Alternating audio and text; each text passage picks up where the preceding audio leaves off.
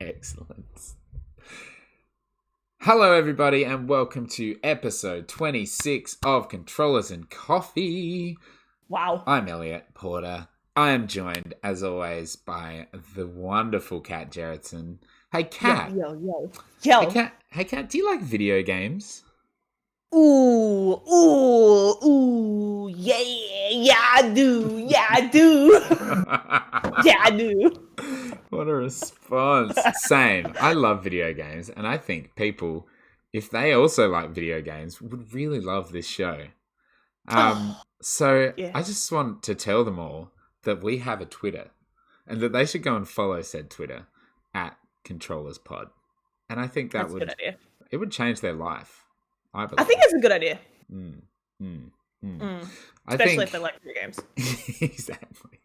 And if they really like what we do, they should really go over onto Apple Podcasts, give us a 5-star rating, screenshot their podcast app, and send it to their friend and be like, "Oh, this podcast, it's 5 out of 5. It's good. It's good. It's 5 out of 5. 5 stars. Have you seen that many stars before? Never. So, what's been happening? Sorry, we're a few days late, everybody listening and watching. I just am terrible. Thanks for waiting. Managing time. Kat, how are you? What's new? So good. Dude, I've been playing video games. So that's not new, but the games I played, one of them was new. Well, I'm so excited to hear about it. What about you? I'm great. I'm great. I've been playing a non-new video game. A new old game? Non-new video games. A new old game. New content of an old game. It's not that old. But I'd love to hear about this new game from you first. And I am going in entirely blind here. This is really exciting. I'm thrilled to hear about this game, which is called... It's called Turnip Boy Commits Tax Evasion. So... That's name. It's a good name. This game I found out about like 2 weeks ago. Mm-hmm. I was like, ooh, brand new game. I've been looking for some chill games, some cutesy games. You know, the sort of thing. I was looking for Stardew Valley vibes, and the aesthetics gave me that, but the game itself not similar. Not a farming sim. So don't compare the two.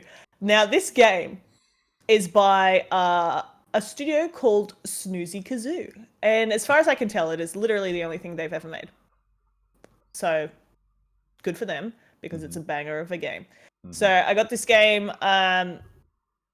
for like $21, which is amazing. On What Steam, a great... I assume it's a PC game. Yeah, well, actually, funny you should mention, it came out on Nintendo Switch, Mac, Windows, you know, Linux even. Linux? Whew. So, better buy it on grab Linux. your Turnip Boy wherever you bloody well please. He's out there waiting for you. Yeah. But yeah, little game. I finished it in about 3 hours, 100% it. Probably a little less, because I did a bit of faffing about. So it is a little game, but it's definitely worth your time. It is what it says on the tin. You are a turnip boy, and you are committing tax evasion. Okay. So you are like there.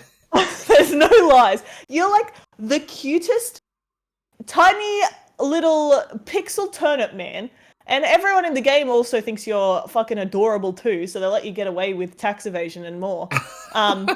But your Mayor Onion has like, well, he's got an eye problem because he doesn't see how cute you are and let you get away with it. But really, he wears a monocle, so you know it's true. He wants you to be his assistant because you have evaded tax. Mayor Onion just wants to increase tax. You owe like $534,000 or some shit like that. Like, it is way too much tax. So you go around, the first thing you do, rip up your tax sheet. Don't want that. No more tax for me. And then you go on adventure doing Mayor Onion's bidding to not have to repay your tax. And it involves shady dealings with, carrots and blueberries. You got to find a baby carrot that somebody lost. You have to go and help a turnip streamer and give them a tier 3 sub from the sub shop. God. And like then you got to go fight a pig. Like it's weird. It's a weird game. But it's so good. And like it's only 3 hours, but it's so good. The whole thing was so whack. And you know what? This is the hardest thing for games to do. Straight up, all of it was funny. There was no joke that didn't land. It was just good all the way through. I fucking found a guy, like you walk, one of the first areas you walk into, you're trying to find like a soil sword so that you can do RPG adventure stuff and chop things. Yeah. And you walk into this area and it's like, watch out for the snails. They're vegetarians. Like, it's just so stupid. And you walk up and you find this like other vegetable. I can't remember what he is. I don't know, maybe a radish man. Who knows? And he's just like, man, Jerry's been in my house for so long and he's not paying rent. Like, I can't speak snail. What's he gonna do? Like, it's so weird. And everyone has these really weird quests where like, there's a carrot, you walk up to him and he's like, you have the worst hair I have ever seen in my life and it's disgusting. And you're really to you. And then he's like, I need dye to dye somebody else's leaves though before I can fix your hair. Like, it's just so weird. You find a pickle mafia family. Like, I just love it. It's just, it's really good. So really good game. So when you say like visually, is it like looks like Stardew in the way it's like the character moves across the screen and like that kind of flat 2D? Yeah, absolutely. And like you run to the edge of an area and it'll load you into a new area, and it's very almost cute Pokemon pixels. Yeah. But a lot closer. Okay, right. So not zoomed out. Just a little zoomed out. Yeah. The areas are a lot smaller. It is their first game, so it is a small game, but it's just so good. Like every bit of it was so good. Like I can't get over it. So amazing. Definitely worth buying. I don't care. Like if this is prime for our discussion about how time played does not equal value. This is a 3-hour game. Probably less if you don't want to run around and do all the little side quests. Like 2-hour game.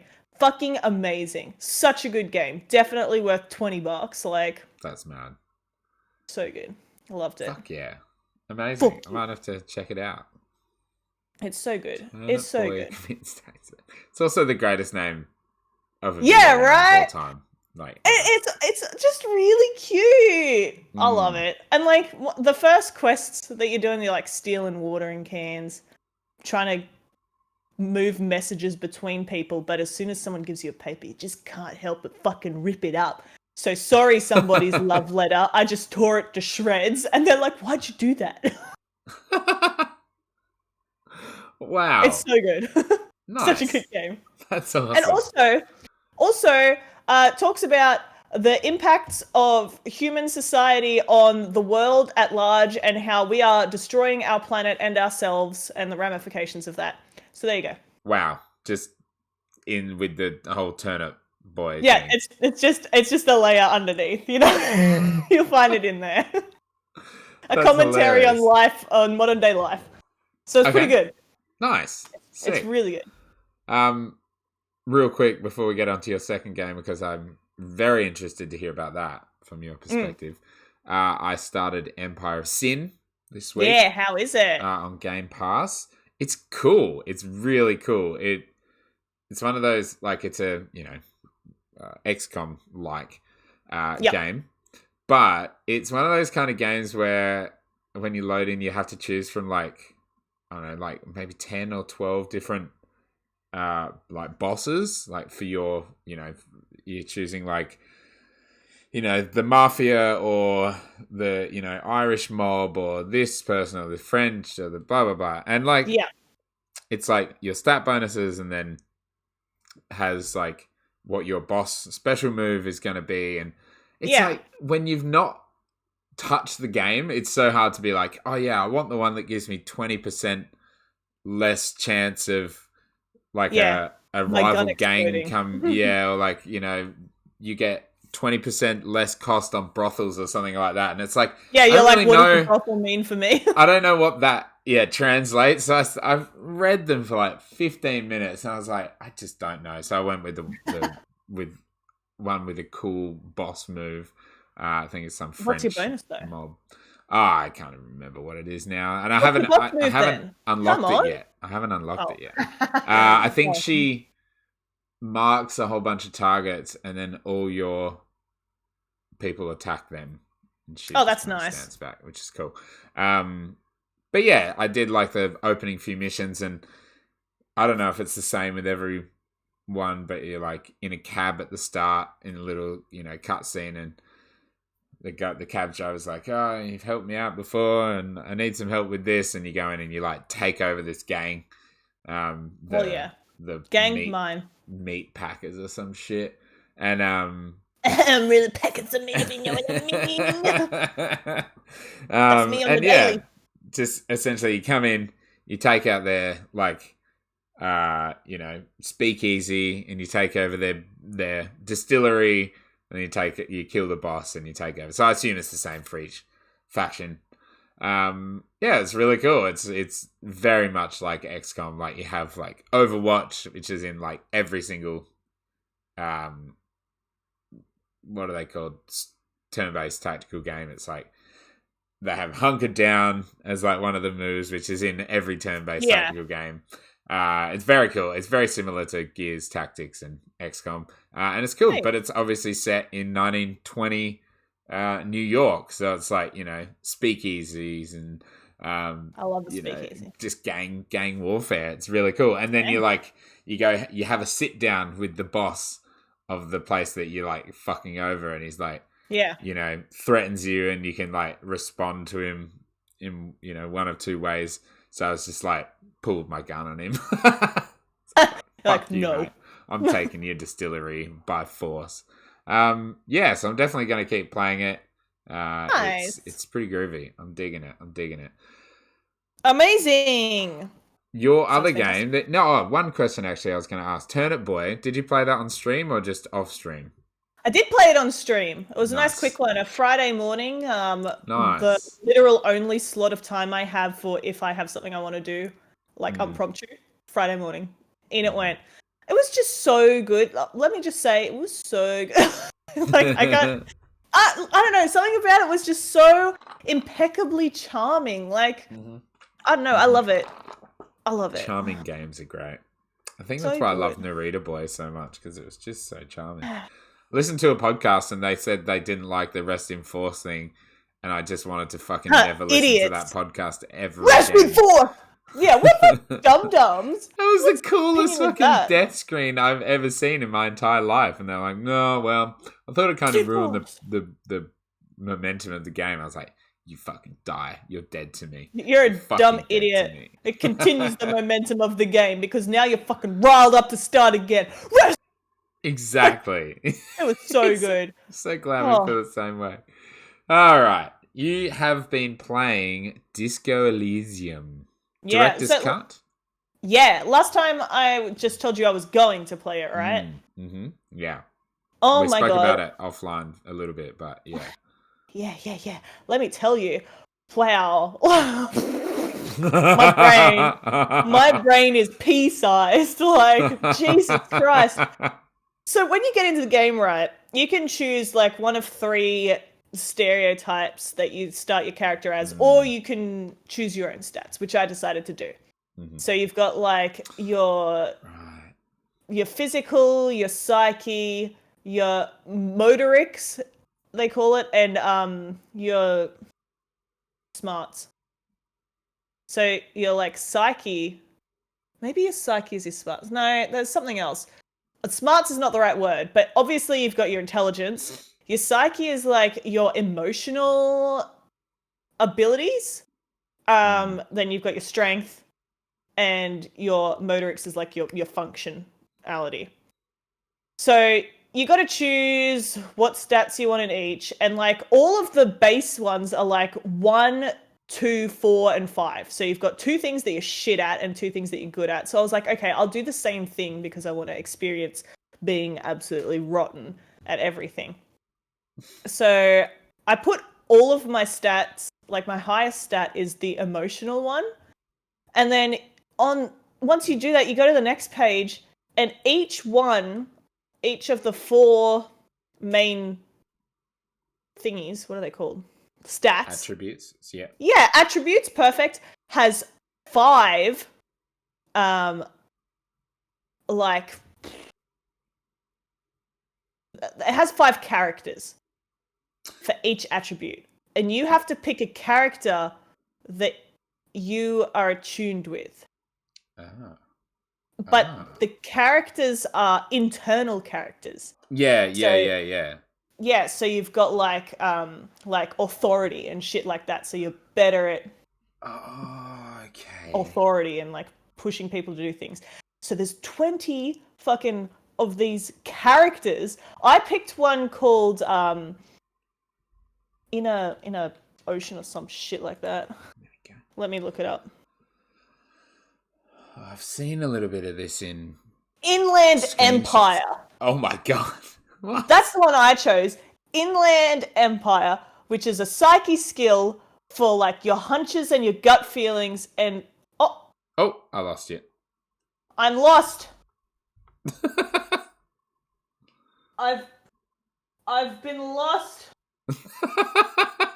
I've lost myself. Why?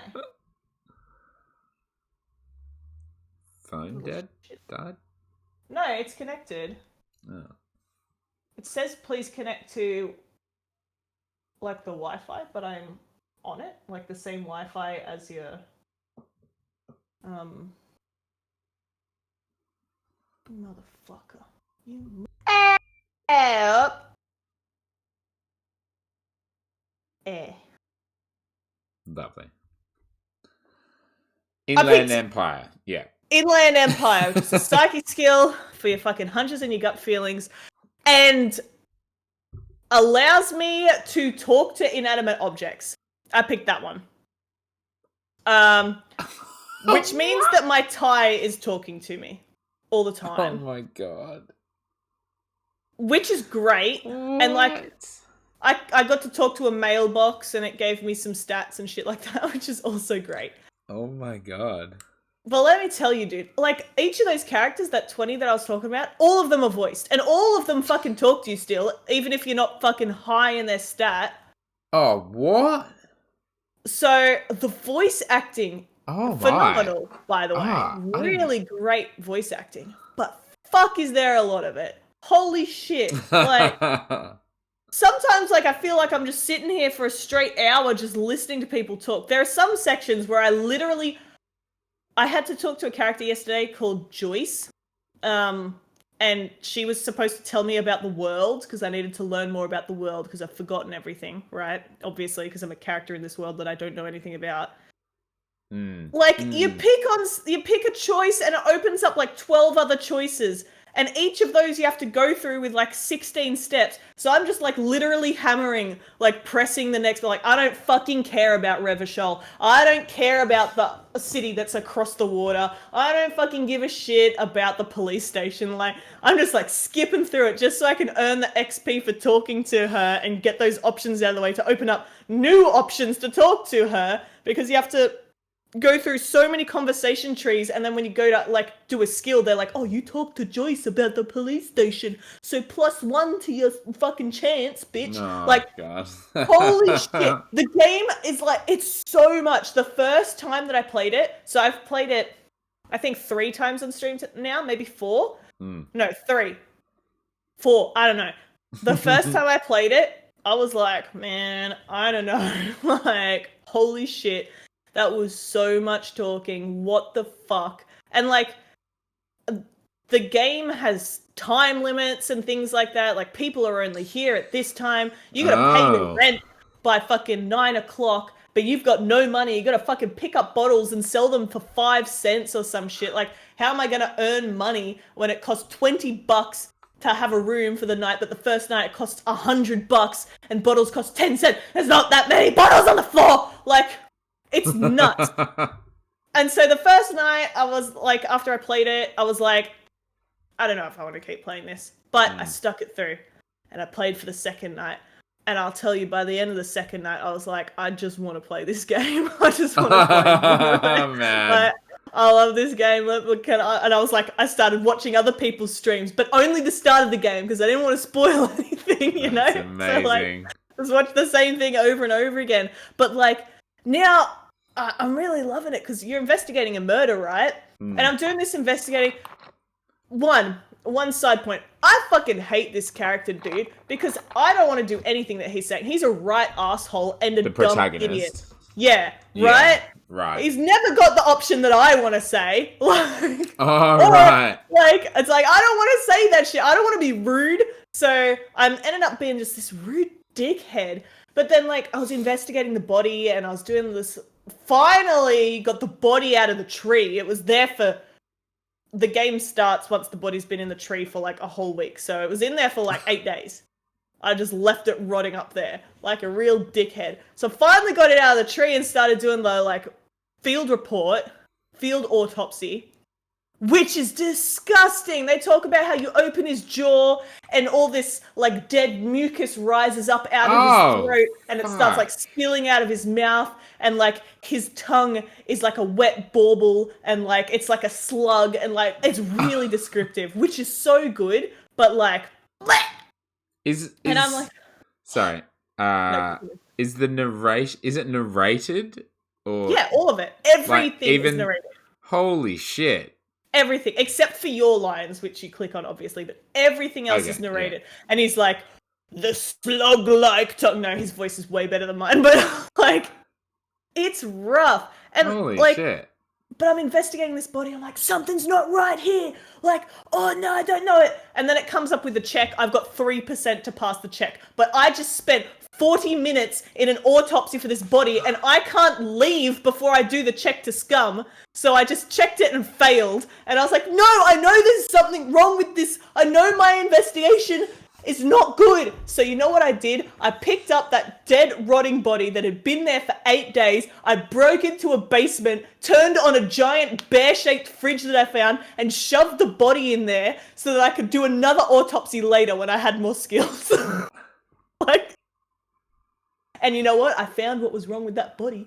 I was like, I fucking knew it. I knew it because I see all these like clues around it in the reading and stuff like that. But your character doesn't see it because I put nothing into his intelligence. So I know that he doesn't know. Makes it so hard, but really, really enjoyable. However, oh my god, that sounds so fucking good. It's really, really good. And like once you get past the first like tutorial section, which I think I'm still kind of within. And you start actually moving into other areas, even if it's just like a tiny area for a little bit. I'm like, I'm finally making progress. I'm getting somewhere. I got the body down. Like, it's so good. But there's these two characters. I thought it was one, but I remember there's two called Kuno and Kuno S.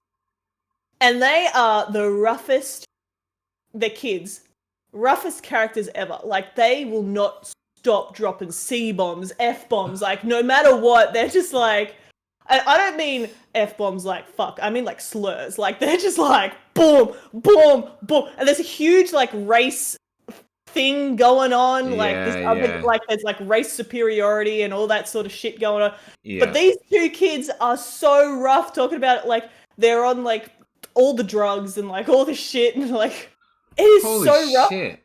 I know that I speak a lot of rough words, like in an Australian way, you know, but these guys are rough. Like when they talk to me, I'm like, I don't want to hear that. Like, I don't want to listen to you. Like, they're so rough. It's, I like, it's assaulting. Yeah. Which is great in terms of like the voice acting and the character, like development and all that stuff. It's really rough and like definitely sets the scene of the vibe that you're in. But I'm like, dude, I don't want to talk to you. Like, I don't want to interact with your character, but he's such a crucial point for the route that I've ended up taking.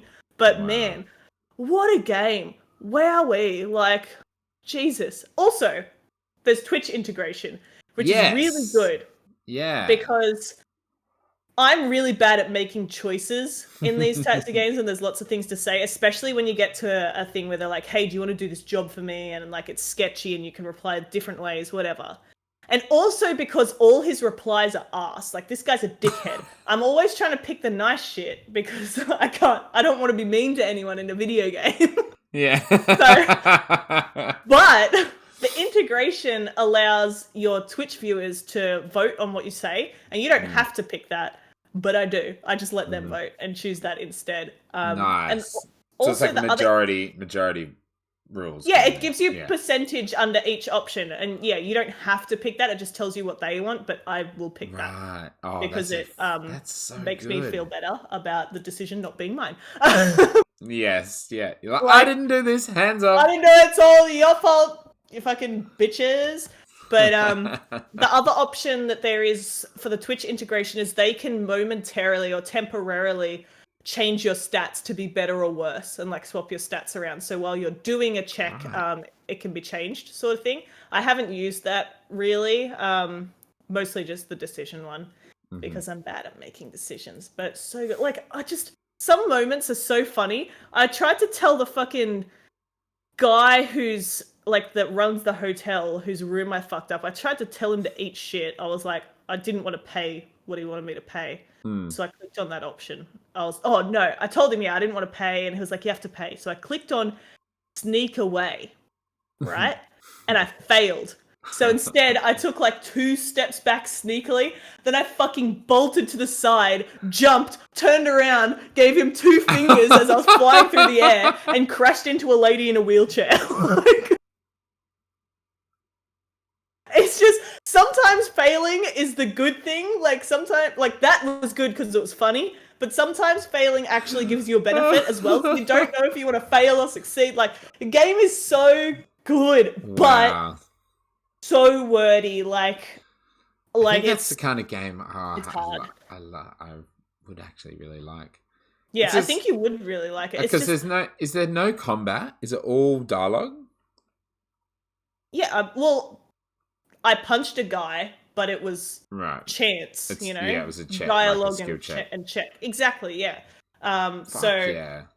Yeah, amazing. So good. So incredible. Good. I know, I can see that I'm stuttering. I'm very sorry for the video viewers. But slow-mo. It's all right. It's been flickering the whole time, and it's entirely not your fault, so it's fine. Sometimes it just be that way. But very good game. I hear it's like 7 to 10 days long in game time, and I'm almost at the end of day 2. It took me 2 days to get out of day 1, but then the next time I played it, I like really sped through. I don't know how, because I don't think the time. I don't know. But anyway, yeah, maybe it's like event based, like. Yeah, some things are event-based, like you can read a book to speed through time and stuff like that, but I haven't done any of that. It's probably because I lost an hour because it crashed the first time I played. Oh, true. Yeah. And you're playing it on PC, not PlayStation? Yeah. Yeah, PC. Yeah. But it is really good, just, dude, the wordiness, like... Sometimes I'm just like, bro, I don't fucking care. I don't give any shits about what you're saying to me. Can we move along? Like, yeah. But that's okay. Like, when I was asking Joyce about, because my one of my quests was to find out more about the history of the world, because I don't know anything, and I talked to her. She's the one telling you a million things. Yeah, she's telling me a bajillion things. She's one of the many people that tell you a bajillion things. So I was talking to her, and I did one of the 12 points. And then my sidekick, Kim, he's like, maybe that's enough for your brain today. We can come back and ask her later. And I was like, good idea, because I'm sick of talking to her. So I walked away for 2 steps, and then I went, nah, I want to get through this now. So I just was like, clicking all of it. I was like, I don't want to do this again. I'm not coming back. Like, I'll listen to all that shit right now, but I'm not listening. Well, the game even warns you, like, this is long-winded. Maybe come back later. Exactly, yeah, which was interesting, but, dude, it's good. Your characters, I can't understate how much of a dickhead your character is. I walked up to these 2 guys that were playing some sort of ball game, and the character's like, oh, we should play with them, and, like, we should win. And I was like, sure, like, I can't pick any other options, so that's what we're gonna do. and like you pick up the ball and it's like do these checks, and I succeeded in all these checks, and they're like, yeah, you know what game you're playing, like toss the ball, you're gonna get the best score, you're gonna win. And I was like, sweet, succeeded all these checks, it's gonna be great. And then I fucking threw their ball into the ocean and ruined their game. Like, they were fucking playing like bulla balls, and I fucking chucked the ball into the ocean. They're like, now we can't play because we don't have enough balls. What? Do you think that's because Why did you do that? you won those skill checks, that like you were too good at the game, or was it just like a fuck Bullet you balls point? doesn't. No, my character thought it was shot put. Okay, like he just fucking Oh, right. So he just like chucked it into the ocean. Like, stupid. He didn't play the right game at all. Oh my god. What Even though the I fuck? succeeded all the checks. Like, if I had failed, maybe I wouldn't have chucked it off the fucking bridge. But whatever. Like, That's wild so game, fucking cool. but really That good. is Like, incredible. fucking funny. Oh, that's so Cringeworthy good. sometimes, but funny. Yeah, and it's so weird that like it's cool that you're playing a character that's just a piece of shit.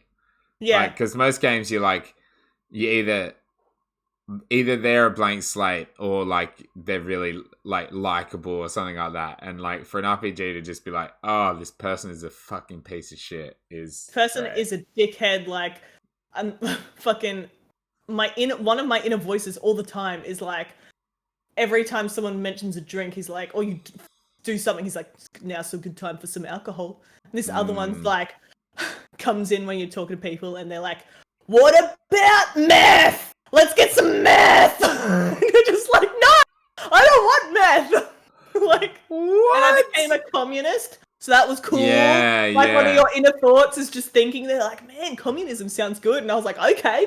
Like, communism it is. Why not? So good. Oh Funny, my though. god. Classic. What a cool Really good. game. Cool. Nice. Well, I was going to talk about Borderlands 3 for a minute, but I'll just run you through. I've finished another DLC. Finished yeah. 2 of the DLCs now. I've finished the Moxie's Jackpot one, which was cool. Had some really cool bosses. But overall, I mean, it was actually quite funny and it was a bit of a laugh. Did Moxie have a DLC in one of the other ones that was kind of like an arena? Yeah. I think that was literally just an arena, like a wave-based thing, if I'm remembering. Yeah, I played so much of that. Really? Yeah, nice. Non-stop. I was like, fuck yeah, Moxie! Yeah! She's the best. I love Moxie. This is like story based thing, and you're in like this casino. That was cool. And then we did the Krieg DLC. Krieg, do you remember the character in number 2 that was he was like a DLC character? He was a psycho, but he was like the brain of a doctor in the body of a psycho. Yeah, and he was insane, and he was like stuck in this brain. And he was in love with Maya, like the siren from number 2.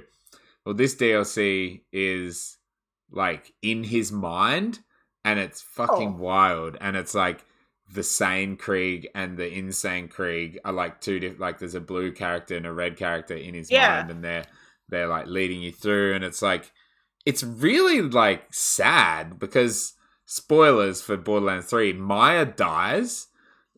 And it's like the worst part of the whole game. It's probably the reason why the story sucks in Borderlands 3, because they just kill off Maya for literally no good reason. And I know there's like this director's cut out now, and apparently it makes the story much better. But like she was my favorite character, and they just fucking killed her off to pass on her powers to a character that is literally nothing in the game. Anyway, my qualms aside. It's like Krieg is like trying to. Well, the idea is like in every psycho's brain there's this vault halla, because it's like a vault. It's so stupid. Where that's like potentially the reason why all the psychos are the way they are.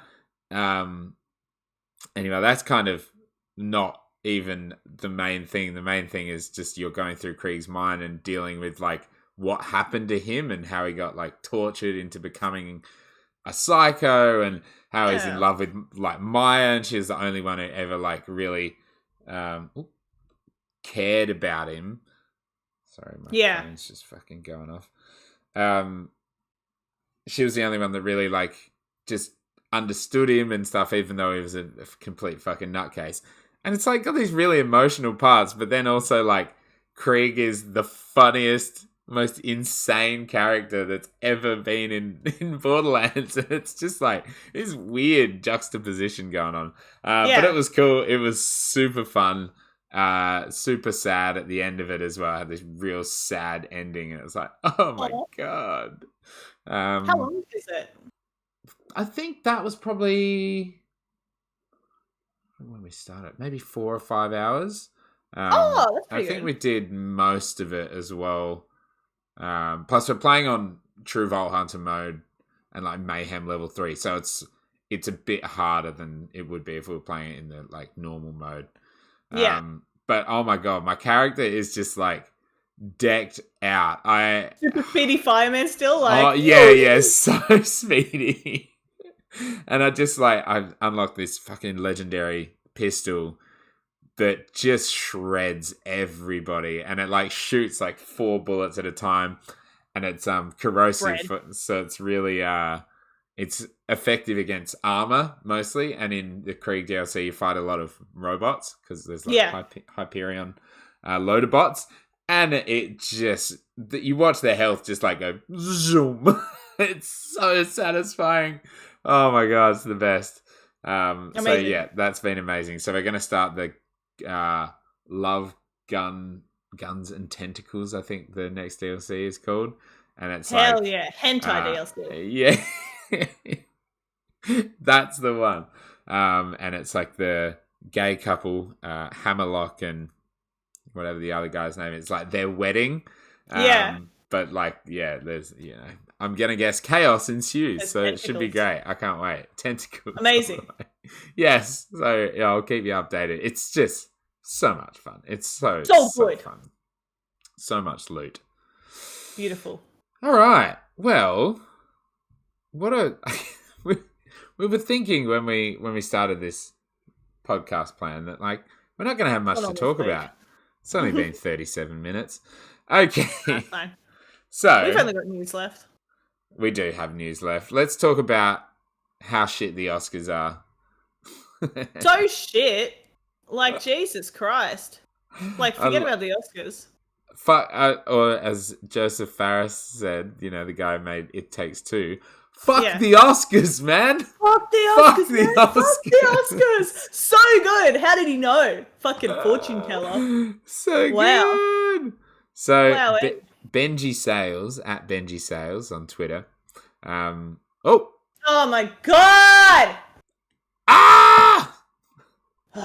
Oh, that time was not great. Okay. Benji Sales has given some info about the Game Awards versus the Oscars viewership. Now, is this... I didn't really look... I saw the screenshot you sent. Is this the television viewers? So this is... Do they stream the Oscars? I don't know how the Oscars work. It's a little bit of an unfair comparison, but I don't give a shit. So the Oscars is live viewership numbers, whereas the Game Awards is overall. Okay, but still, I mean, if people if people really love the Oscars, wouldn't they go back and watch it later, like people do with the Game Awards? This is really interesting. 2016. Holy shit, I didn't even look. Right? Whoa. Like numbers. So 2016 Oscars 34.4 million, Game Awards 3.8. 2017 33 versus 11.5. 2018 26.2 26.6 for the Oscars, 26.2 for the Game Awards. That's hectic. 2019, 45 million for the Game Awards and 29.6 for the Oscars. And then 20 that is insane. 2020 Oscars, 23.6 million. That was, I'm guessing, That was an all-time low. was that? Suckers. Sorry, that was 2020, but 2020. that it's been eclipsed by how low it is this year. Now, was that this time last year or was this pre-COVID? I assume it's the same. Let me look up the date. Oscars 2020. 2020 Game Awards, 83 million. 83! The Oscars Jeff in 2020 were on the 10th of February. So pre-COVID. Pre-COVID. No one even gave a fuck. No one gave two shits. But this year, 9.8 million. Everyone's stuck inside, fuckos. Like, you got nothing to compete with. You've got everybody waiting for something to do, and you get 9.8 million people looking at the Oscars. But last year, the Game Awards got 83 million. And everyone was still in lockdown, like, at the end of last year as well. Like, you know what I mean? Like, it's not like the situation's really changed for most people. 83 million. At this rate, 100 million this year. More. Like, it's literally it's almost doubled. 10 times more. Yeah, it's... Oh. I lost you again. Why today? Oh, hello. So it's actually... It's almost doubled every year. Like, actually, right. The it's first more year than it doubled. did way more than double. Yeah, it almost like tripled that year, and then it doubled a little bit more, and then it almost doubled again, and then it's almost doubled again. That's fucking wild. Jeff Keighley must be just like sleeping in a bed of cash. Yeah. Right? Like, fucking, he sleeps like a baby at night. He's like, there's a lot of stress from the Game Awards, but 83 million people watched it, so good night. He's got a PlayStation 5 body pillow. Yeah, hell yeah, he does. Made out of shredded up PlayStation 5s because he can afford them. He's the true scalper, but he's not giving them back out. Oh shit, that is crazy. So Joseph Fares was right all those years ago. Yeah, crazy numbers. That's all. I think I'm going to buy It Takes Two, by the way. Dude, it looks really good. Does look amazing. Looks really cute. I got a lot of games coming up though, and I got to finish Disco Elysium somehow. So yeah, It Takes Two is on the back burner. Yeah, good one for the back pocket later on when it comes to Game Pass. Join in my backlog, just like literally everything else. I'm really bad. Well, actually, it's an EA game, so it's an EA game, so it'll eventually be on EA Play anyway. So yeah, it'll be there. I do want to buy it though because it looks like a cool game. It looks great. All right. Speaking of cool games, speaking of cool fucking games, Let's do it. Let's Hell talk about Biomutant. They released a minute 40 trailer or something like that. Open world trailer. Fuck. Yep. That one trailer has resold this game for me all over again. Yeah, after they disappeared for like 2 years. They're just like, see ya. Pretty much. Bye. What are your takeaways? Yeah, it's made me more interested in the game again. I wonder how much happened between the time that I got to play it at PAX and now. Feel like now that like watching that open world trailer, even though the original trailers were kind of similar, like in a similar vein, more open world, just kind of less linear in the presentation. I feel like what we played at PAX was really linear, and obviously that's because they wanted to show us a very specific thing and showcase some of the abilities and stuff like that. But to me, fucking hell. Fuck. Tap on the thing. Give me that. To me, that linear route that we played at PAX felt like a section from Ratchet and Clank. That's just what it felt like to me. Like, very gimmicky in the abilities and the storyline. which is fine, but not necessarily what we're looking for in Yeah. that game. But that open world trailer moved me back towards what we like the original concept trailers that we originally saw. It like got me thinking about like the world more as well, like seeing even just like the little dude who was like a blacksmith and seeing a little township and being like, oh, this is actually gonna like feel like a lived in world. Because I think when we played it at PAX, you went and got something from the shopkeeper or something, but it was in some like weird decrepit little like building, and it didn't feel like it was like that was off the beaten path or something like that. Like I don't know how to explain it. Yeah, it was a very enclosed section. Oh my god! Oh my fucking god! Why today? Tried to come back. I'm gonna yell. Yes. Felt very enclosed. Yeah, and I think it didn't feel like an open world game when we played not at all. Either. Like Absolutely it felt like it was like you're right, leading you through this like large areas, but like a path. Completely path. Yeah. But that trailer, because like some of it was gameplay and some of it was cinematic. I think all of it was captured in. I think in game, but they presented it in a cinematic form. Yeah. But some of it showed like climbing around or flying around or walking around sort of thing. Magic carpet. Yeah, and that looked much more exploratory and open than what we used to play, which I'm certain is just limitations of what you can show in a demo, but man, does it look different to what it felt like. Yeah, and even like the kind of Breath of the Wild like parachute mechanic, like I didn't feel when we played it that it would have something like that.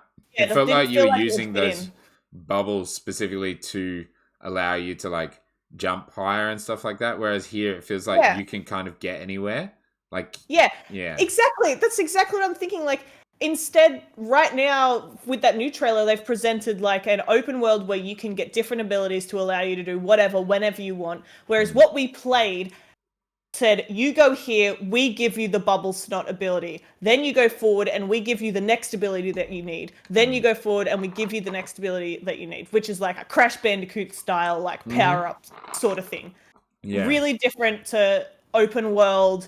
You mutate the way that you mutate because you're interacting with certain things in the environment, which is what they first had. They're like, maybe if you spend too much time over here or if you get bitten by these creatures too much, you'll evolve in this way. Like, I hope it is more that. Yeah, that's right. And it's like the more your intelligence goes up, your brain gets bigger and stuff. I wonder how much that will... Yeah, it'd be interesting to go back and watch those original trailers.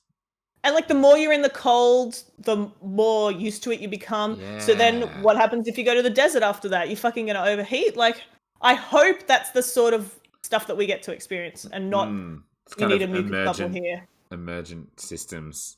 Yeah. But also, I think even if it's not and it's just like an open world RPG, but your players are like a little rodent thing, like just watching him like walk around, I was like, I like this. I like the idea of like this weird unknown world.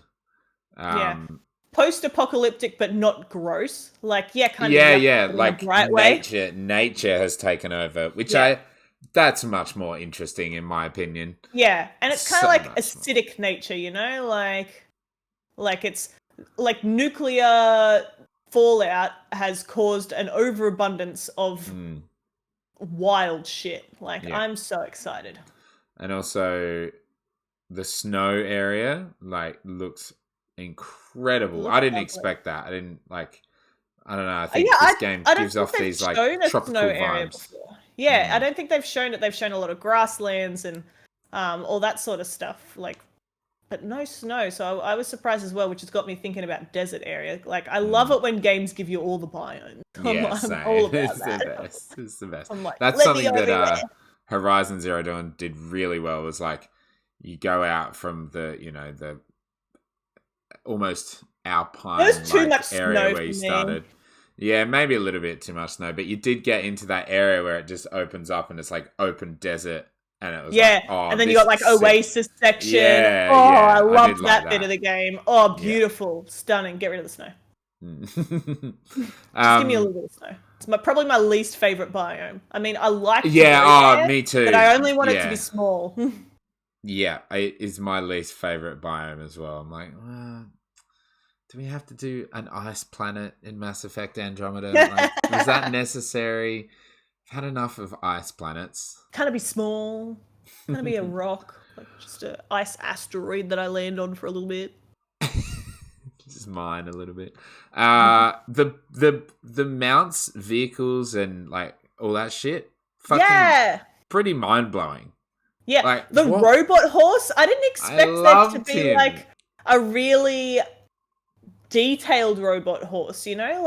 Like that's fucking fine engineering. Also, You he walks hilariously. I love yeah, the way the horse walks. they're a bit strutty.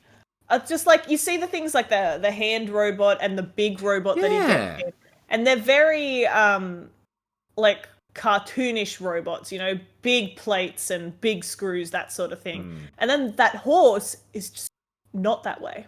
It was very intriguing to me. Did have a bit of a cartoony shape, but yeah, I get what you mean. But it was a lot thinner in design, a lot sleeker than the. There was a fucking bat. Yeah. And a helicopter, and you get to fly around in your like hot air balloon. Yeah, do you think was that a player character? You reckon? Like when I think in one of the earlier trailers, like they showed that you get in a hot air balloon, or like you're traveling by hot air balloon, and you get harpooned down.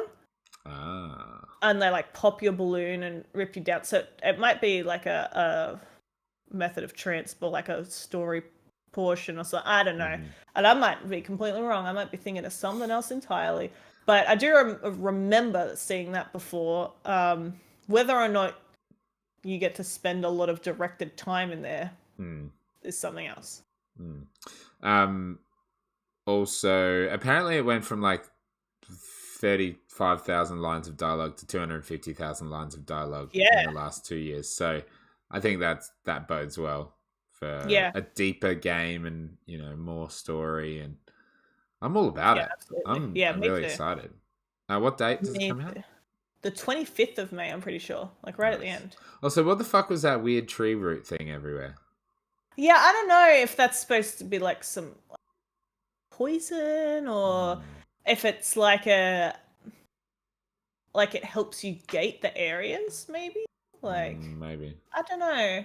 It was in a lot of shots. Yeah. It was cool. Okay. There's another trailer. Kat, tell us about it. And the Ratchet and Clank trailer? Yes. Fucking looks great. I played the last game and it was fun. I mean, I felt like a child playing it. So what more could I ask for? It was easy fun. Yeah. Sort of thing. Wasn't especially long or anything like that, which is absolutely fine by me. But it looks good, and the girl, looks like a fucking Pixar movie. She does, like especially the eyes, very Pixar. But I love her. Rivet. Yes. What a sick lass. Also, she's voiced by Commander Shepard, Jennifer Hale. It's the best news ever. I'll buy a PlayStation 5 just for that. Just for that. But yeah, play a game in a series I've never touched just for Jennifer Hale. You never played them before? I played them a ton when I was a kid. No. Dude, I didn't love have a PlayStation when I was a kid, though. Yeah, I had a PS2 I guess when I was like 19. Now, the Ratchet and Clank era was like my highlight. Like Ratchet and Clank, Jack and Daxter, like all that sort of garbo. I fucking love it. Like, so yeah, I had a really great time with the previous one, even though it was short. So I'm happy with the idea for the new one. I'll probably get it. I don't know if I'll get it straight away because there's so many things coming out soon. And it'll be $125. And yeah, it's going to be $125, which I'm not keen on, So maybe one day. Mm-hmm. And we're going to see 15 minutes of gameplay coming up at State of Play. I am very interested to see, it's got the show-off line that they're giving in that like every world is rendered when you fall through the rift at the same Oh, time. Like, yeah. rendered. Yeah. I want to know why. What's the point? I- Why bother rendering those worlds and like actually loading them in when it could just be a seamless cutscene that you like a cinematic that you put in there? Why do you need like? I think what because does there that was mean some for form me? of in that one where he falls through all those worlds. I think it was just because there's actually some form of control, like you can like Yeah, move a bit, but I don't know. but They're just like how they're just- often is that going to be used? You know, that's Yeah, I don't I'm know. interested in seeing that. And like the bit, like the mechanic that seems to be the most like used one is like all you're doing is kind of creating a portal and then jumping into it, so you're like instantly teleported, still in the same area that you're in. So I don't know how often you'll be jumping through dimensions. Yeah, Yeah. I wonder, but maybe we'll see more in this 15 minutes. Hmm. Who knows? Not me. Yeah. It'll probably just be the same scenes as what was in this trailer, but extended, with gameplay obviously, so around you them. can see this bit more story and more gameplay of weapons. Tell Keen you what, to see some of the new weapons though, like the they have level some of detail in that game is wow. It looks great, and you know, Wow. there's something about playing Ratchet and Clank and just smacking everything and collecting all the nuts and bolts. Like that's just deeply satisfying. Like, Right? Is that like just a thing that's always been? yeah, like breaking boxes and nuts and bolts, because that's like your currency as well to buy new guns and upgrade and stuff like that. So just running around and breaking literally everything. Lamppost broken, seat broken. Like fuck this city planning. Give me nuts and bolts. I love it. That's awesome. And lots of particle effects. So many particle effects. It looks great. Many. Looks So fucking many. great. All right.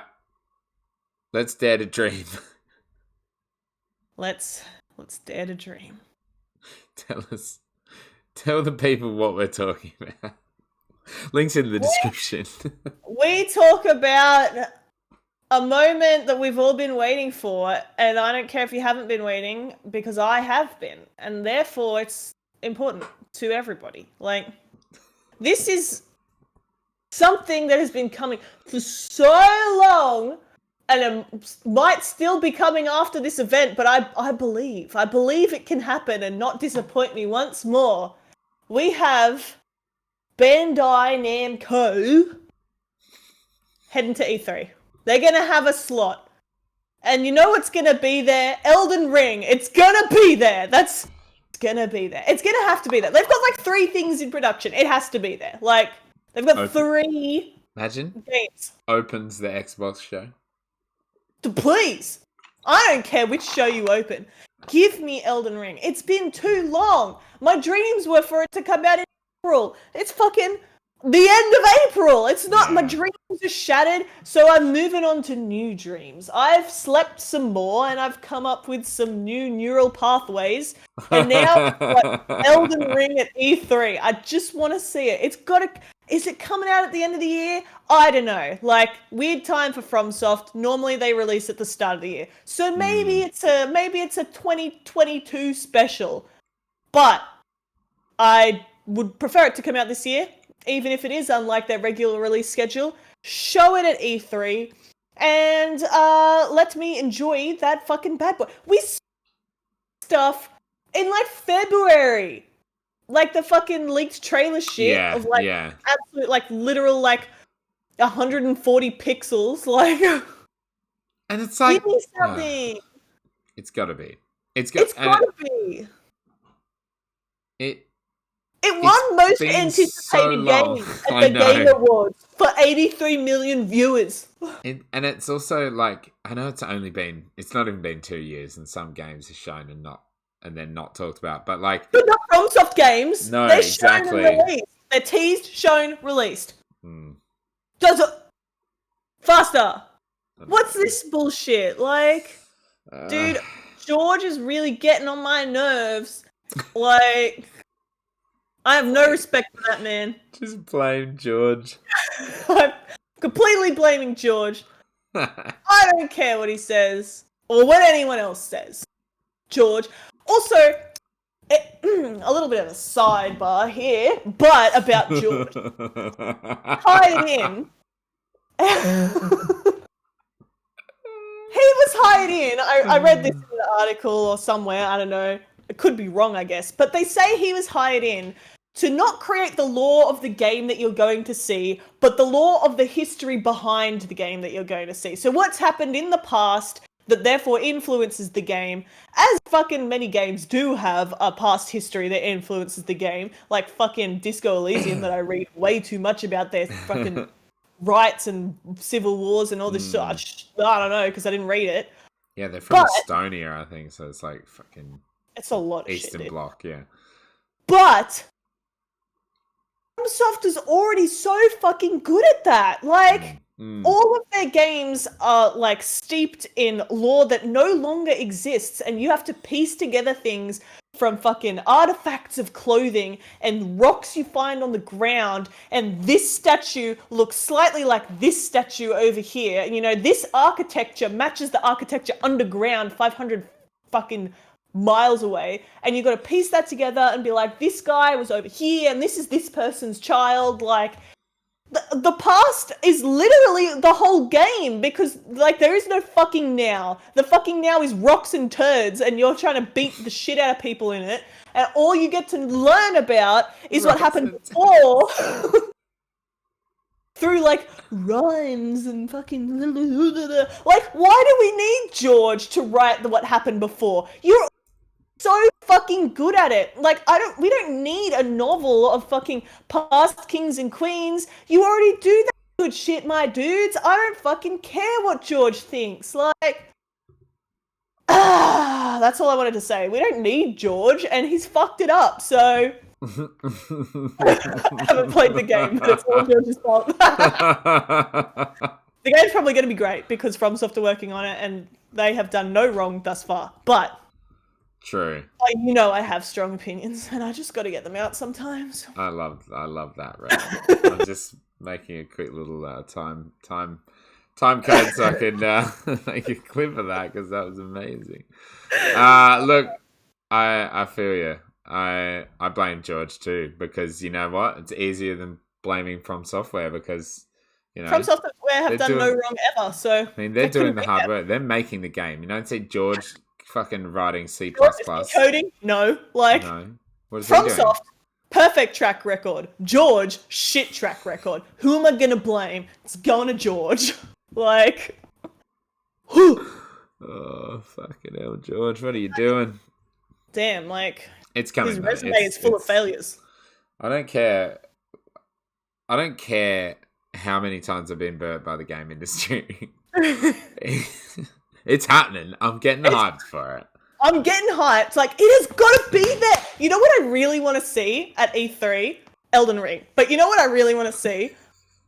Pre-orders. Open them. Yeah. Show me what I'm getting. The fucking giant statue bundle that's going to cost like $600. Done. Sign me up. Give it to me. I'll put you on my shelf with the rest of my goodies. Look at this little Sekiro. Oh god, here he is. I'm so bad at trying to do that. My little Sekiro. Like, I will put you right here, and if it's enough stuff, I will annihilate my Destiny shelf for you, and you can, you can have a whole section. Destiny can go over here or somewhere. I don't fucking give a shit. Like, give me that stuff, bro. Gosh. Elden Ring has got to be there. If Elden Ring's not there, the whole of E3 is a disappointment. I don't care what else will be in that show. If Elden Ring is not in the fucking E3 week, and it's trash. It's a dumpster fire. Rating 2 out of 10. Maybe if there's good stuff. You heard it here first. You heard it here first. If Elden Ring's there, 10 out of 10. Yeah. 11 out of 10. Fair. That's so I'm just very passionate about FromSoft. I love it. It's such emotion. So good. Okay, just before we finish, can you tell me about this game called Just Die Already? Yeah, I can. So I was looking through new games that are coming out next month, because I really just want to know what's coming up and find what games I can have to play. There's this game coming up Thursday, May 20th. It looks like it's coming to PC, PS4, Switch, and Xbox One. Well, that's what it says. So I imagine the newer consoles as well. Let me read you the synopsis. I found this like an hour and a half ago, which is before we started this podcast by 2 minutes probably. But let me read you the synopsis. You are an old retired person in a near future where people aren't having any children. There isn't anyone to pay for pensions due to those ungrateful millennials who prefer playing video games instead of doing actual work. That's me, baby. With no one to cover your living costs, you, just like all other old people in this world, have no choice other than to survive on your own. How will you survive in a world that wants you to just die already? And that's the name of the game. That's it. I don't know anything else except that like there's a screenshot of an old man giving the finger to a fucking building. Like it says like it's like democracy surplus and stuff. And he's just like, like I don't know anything about the game. Oh my god. Keep that on your watch list. May 20th, just die already. Oh, wait a minute. I think I have seen this game. It's a Mayhem sandbox game created by the designers of Goat Simulator. Yeah, it looks good. Classic. Well, I can't wait. Kat, what a great episode. It's been a joy as always. Although I am a little raw. Laughing so hard. I know. Need to. A bit of a sip to soothe my throat after all that George hate. You just need to zen out. Well, a good way to zen is tell the fine viewers and listeners about your upcoming stream schedule. Absolutely, guys. Upcoming, we have our regular schedule. So we got a Wednesday stream coming up. Disco. Sunday, a disco Wednesday stream.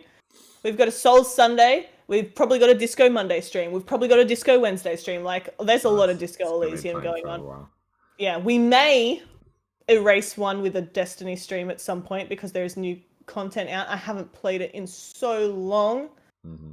Or I might save your eyes the pain of watching me be so terrible at that game, and you guys can just watch some more Disco Elysium, get in on that wicked story because it's so good. And you can find me at twitch.tv/CapCat. My schedule's there too, if you forget, because I do speak a lot of words and they can just go straight in and straight out the other side. And if you want to listen to my other thoughts, see the things that I enjoy, follow me on Twitter at CapCatty. It's down here.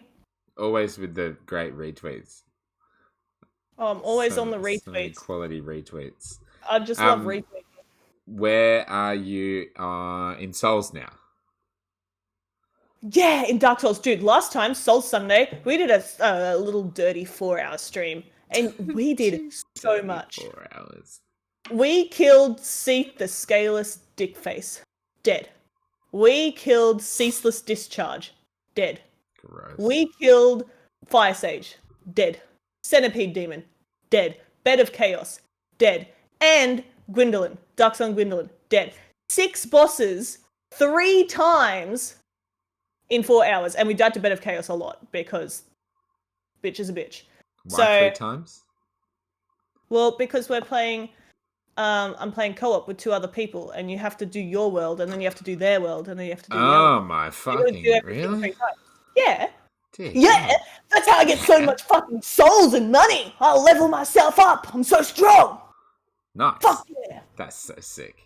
So yeah, we've got Painted World left to go. We got to go kill Nito. That's pretty Nito. There's not much left, and then the end of the game. Yeah, finish it. What, in 2 streams, 1 stream, 3 streams? Yeah, it depends on how much we die. Yeah. Literally, that's it. It depends on how much we die. And then we'll be on to Dark Souls 2, the best of the series, according to me. Yeah. And according to the other 2 people that I play with. Oh, nice. So we're gonna fucking go through it so well, but it also is like the longest one. It's got the most bosses, most places, so it's gonna be so fucking good. And I'm gonna be able to not look as bad because I know where I'm going, I know what I'm doing. Sick. Oh, that's fantastic. Well, thanks, Kat. If anyone wants to follow me on Twitter, it's not as fun. Follow me at Direct Gaming. My latest video is up. Time of release, it would have come out yesterday, which is tonight. And it's all about E3. And I do mention Elden Ring a couple of times. Yeah! So check that out, subscribe, share it with your friends. We just hit 1,500 subscribers. Hell yeah! So that's a lot of money if you had $1,500. 1,500 dingoes. Yeah, so thanks everyone for subscribing, and please share with your friends so we can get to 15,000 million billion.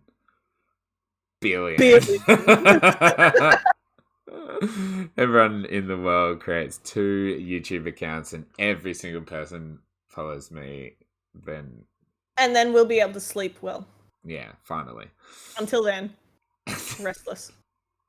But thank you, everybody, for listening and watching. If you have any questions for upcoming episodes of the podcast, please email us, controllersandcoffee@gmail.com. Because, I mean, we don't have the ability to talk shit for an hour and 11 minutes when we thought we had no content or anything like that. Or tweet us. At ControllersPod. Fuck yeah. And we'd love to answer your questions live or on Twitter anytime. Yeah. It would be great. And thank you all for watching. And thank you, Kat, for joining me, as always. It's been splendid. Enjoy the rest of your week. We'll be back on Saturday nights as of next week or whatever. It's probably means 2 podcasts will come out this week. So hit us up. Peace out. Bye-bye. Bye.